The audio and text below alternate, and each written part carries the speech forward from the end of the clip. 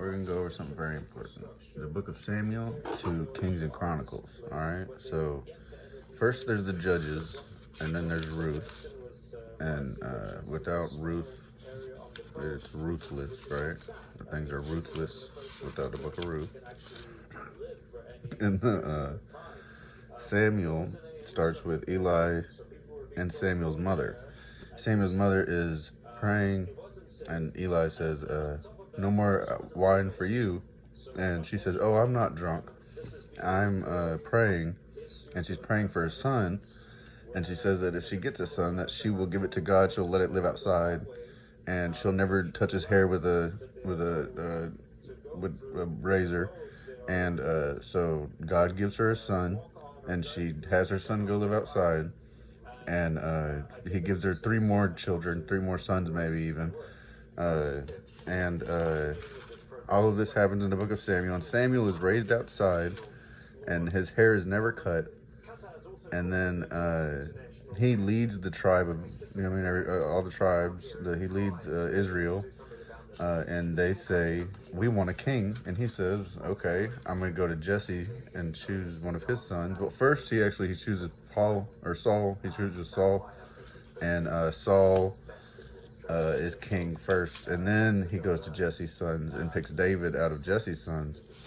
And then, so Samuel is, it's kind of like Mushu, right? Where there's, Samuel's mom is kind of like praying silently, and somebody thinks she's crazy, and then this thing is attached to him where he doesn't have his hair cut, and it's like Samson, the same kind of thing. There's this lineage and these things that are going on that are connecting it all.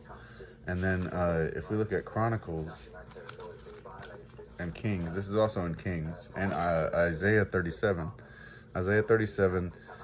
Chronicles 32, and Chronicles, Kings, around the end of Kings. Sennacherib comes, and Hezekiah had brought everything back, where Hezekiah made it where everybody was happy to go outside and remember that they were connected to the outside whenever they had left Egypt, and they were knocking down the walls of Jericho. And before they had King David, they were living in tents and tabernacles and stuff, and the tabernacle was at the center of all the tents outside of Egypt, and they were all living in one community around the tabernacle, where the priests that were related to Aaron were all going in, and Moses had started it all. And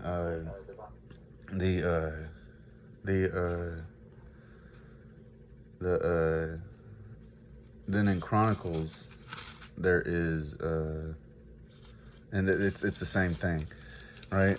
Sennacherib comes after Hezekiah. Hezekiah does all that, and then Sennacherib comes, and he's going to kill everybody. He says, the God of Israel has done, is not going to do anything more than any other God has done. I've gone to every kingdom before I've come to Israel, and I've taken over every kingdom before I came to Israel, and now I'm going to take over Israel. That's what Sennacherib says. And Hezekiah goes, and he's like, oh my God, like, what am I going to do? Like, Israel can't do anything. And he says God is going to save us, and he tells everybody God's going to save them, and that's literally what he's being told and everything, and what he believes. And Isaiah and the prophets are saying, this is Israel. God has sanctioned all of this with David and Solomon, and you brought everything back by telling everybody to remember the sky and living outside, and whenever we were that before doing all that. And Samuel with his hair, and Hezekiah is, way later. That's way later. And so all of that's happening, and an angel comes and kills 185 of Sennacherib's men whenever the king of Cush comes to march against him.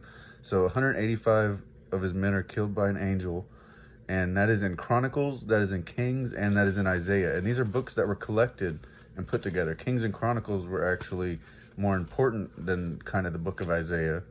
And the book of Isaiah was kind of more of a book that was floating around the religious communities. And not that the book of Chronicles and Kings weren't, but that was more of a scribal thing. And then that is all the way from Samuel, and basically kind of like a Mushu type spirit thing, that is going all the way through to Chronicles and Kings and killing 185,000 people. And I think more people ought to recognize that because it's there in the Bible.